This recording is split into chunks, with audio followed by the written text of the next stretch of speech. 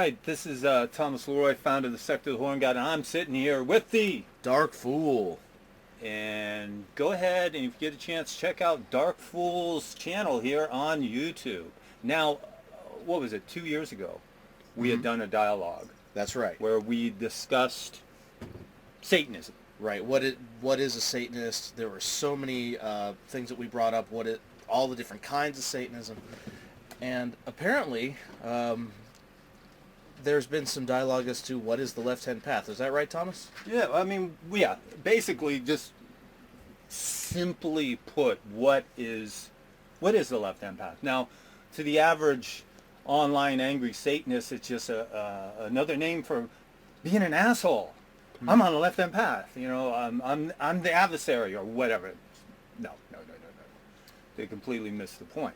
And it's funny, I came across a few, back in the day, I've been arguing what is the left-hand path with people that come from it from a Gnostic perspective. Sure.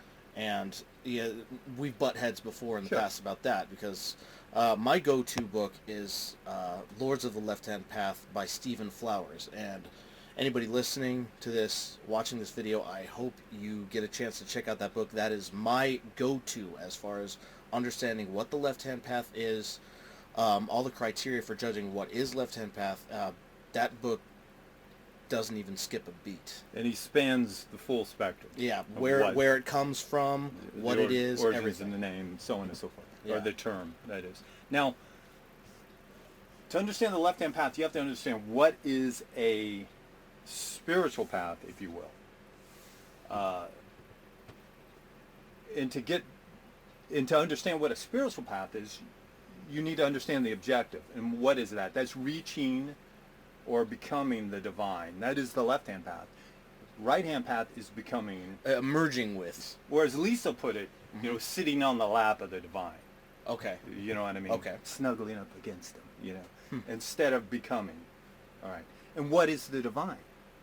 Okay. See, that's the question. What is the divine? Now, as I've stated before in other videos, the only thing that you can be 100% certain of is your own personal consciousness. Yep, that's well, right. I've heard, people say, well, I'm certain I can't fly. Well, yeah, you're certain you can't fly within this known reality, but who knows if you can't fly in another reality. See what I'm getting at? Okay. So, divinity, to me, is consciousness. That is the divine. That is the one truth. As they say, divinity is the truth, while everything else is ephemeral. The world as we know it is an illusion. For all we know, we could be a head or a brain sitting in a jar on a shelf somewhere with electrodes. Like the Matrix. Or the Matrix, or whatever. Yeah. This could be all very well an illusion. Could be. We don't know for certain, but it very well could be. So what are we absolutely certain of? I'm certain of my personal consciousness. I'm not certain I'm sitting across from a hairy guy with a funny hat on. You know what I mean? I could be imagining you right now. Right. All right? So there you have it. Okay, that is, I see the definition of the divine is your consciousness.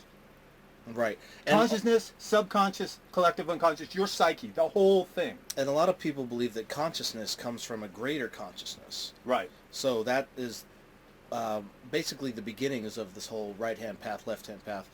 A lot of people equate consciousness to like a great consciousness like God. Right. And so they want to merge with that great consciousness. Instead of becoming right. God. Right, which is left-hand path. Right. So, the number 3. No, this isn't Sesame Street. The number 3. Schoolhouse Rock. Yeah. There you go. Number 3 is a divine number. It was divine amongst the ancient Druids. It is an important number within, let's say, modern paganism. Made Mother Crone, the 3. Christianity. Father, Son, Holy Ghost. Right. And also there is what's called the 3 aspects of divinity, or of the divine. Now, what are these 3 aspects? They are creation, protection or preservation, and destruction, all right, of divinity.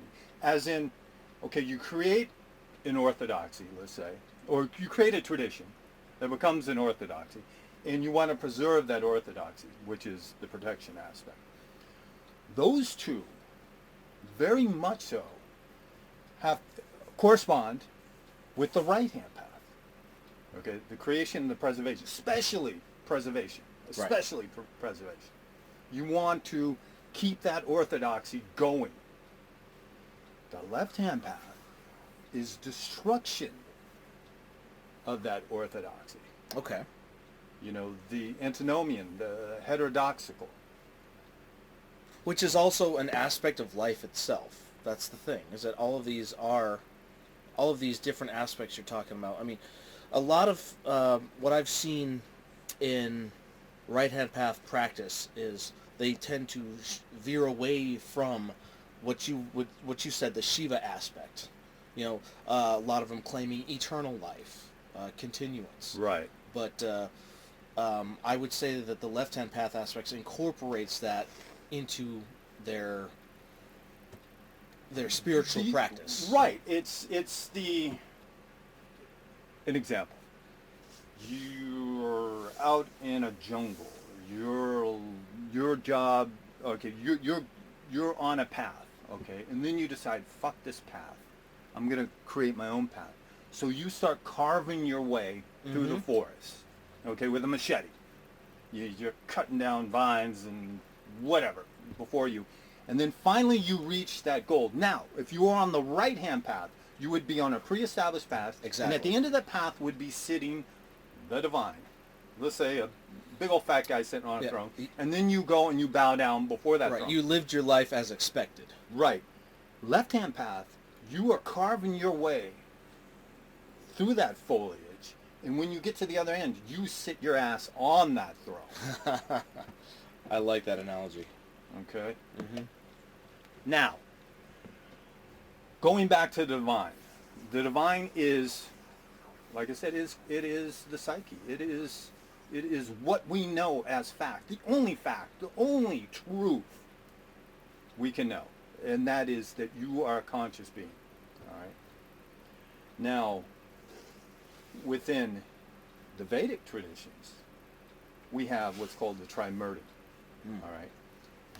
First off, you have Brahman, which is consciousness, which is the divine consciousness, which confuses the hell out of people because they want to try to equate him or it to Yahweh. Right. I think a part of that that confusion is cultural. I think it's very much so. Because like Jung said himself, Eastern thought should have never come over into the West because this is going to confuse the hell out of people. Because there's a whole lot of metaphor going on, and people, us here in the West, we like absolutes. God either exists or he doesn't exist. Democrat or Republican. Exactly. Yeah. Exactly. Where they get metaphor. Right. Okay, so you have the divine, which is Brahman. He is the divine. He's more. I keep on saying he, but it is more. Yeah, which goes beyond. Yeah. The male female dichotomy. Yeah. Whatever. It is more like the Force in Star Wars, if you will. Universal consciousness of the skull. Okay, but he has three faces, and what are his three faces? They are Brahma, Vishnu, and Shiva. Yeah. And what do they represent? The three aspects of the divine: creation, preservation or protection, and destruction. Yep. And the first two pertain to the right-hand path. Right. Especially, like we said before, Vishnu. Vishnu will always be right-hand path. You cannot have a left-hand path interpretation of Vishnu. It won't work. Shiva, though. Shiva, left-hand path, destruction. Now, but you can have a right-hand path interpretation of Shiva. There are. Right. That does exist. But in the long run, though, the destruction of the orthodoxy, hence heterodox, comes from Shiva. And it's a... Right, and it sounds like it's more of how you incorporate that. Exactly. Determines. Exactly. You, for instance, the darker aspects of Shiva, as in the Agori. Right.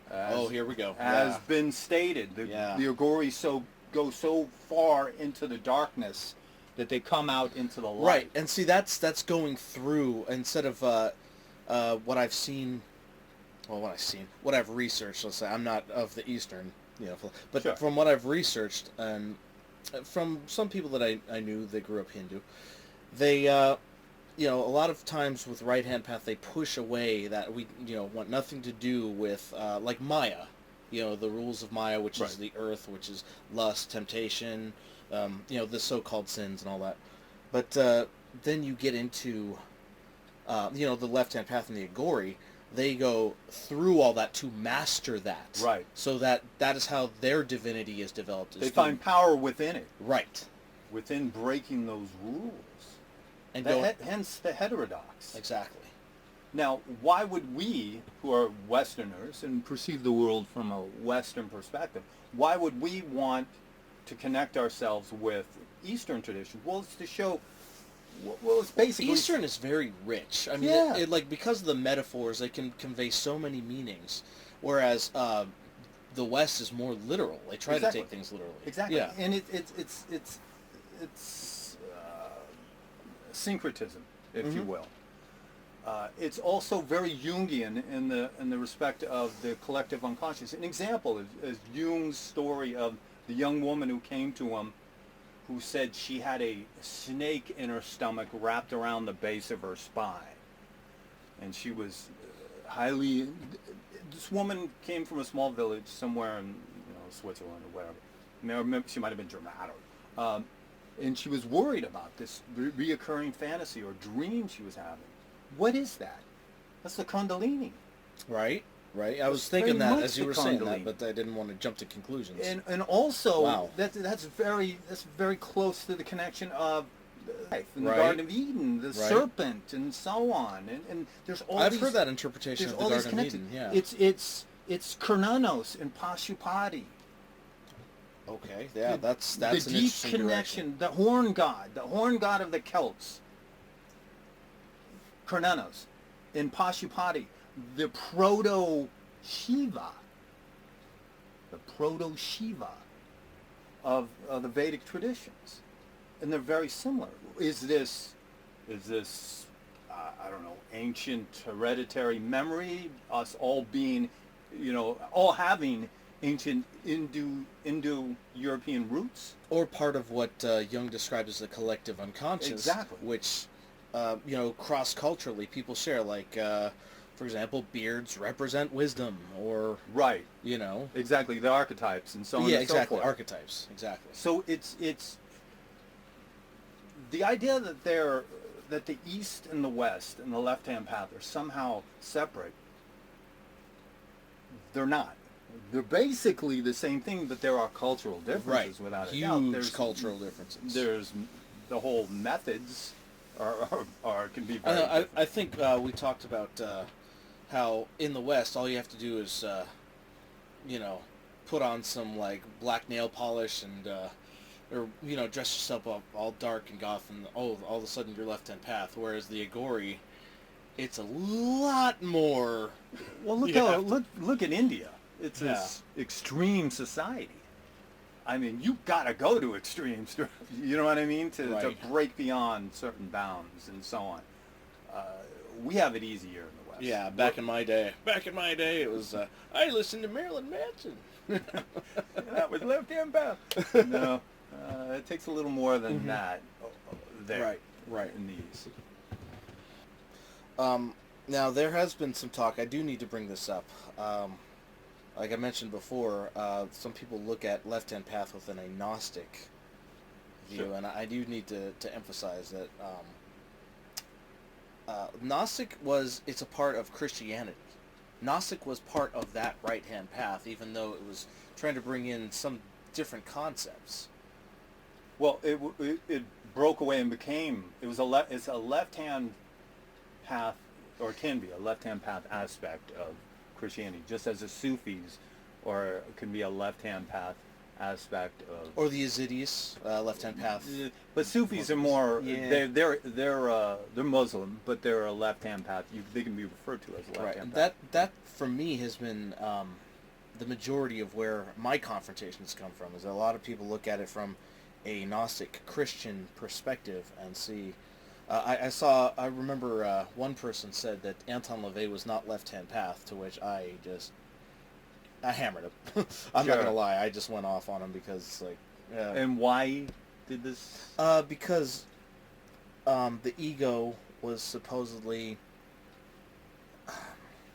I don't know. I heard that, if memory serves correctly, I doubt it will, but it said something. He said something around the lines of the ego is right hand path, and since this was all about the ego, it was equated.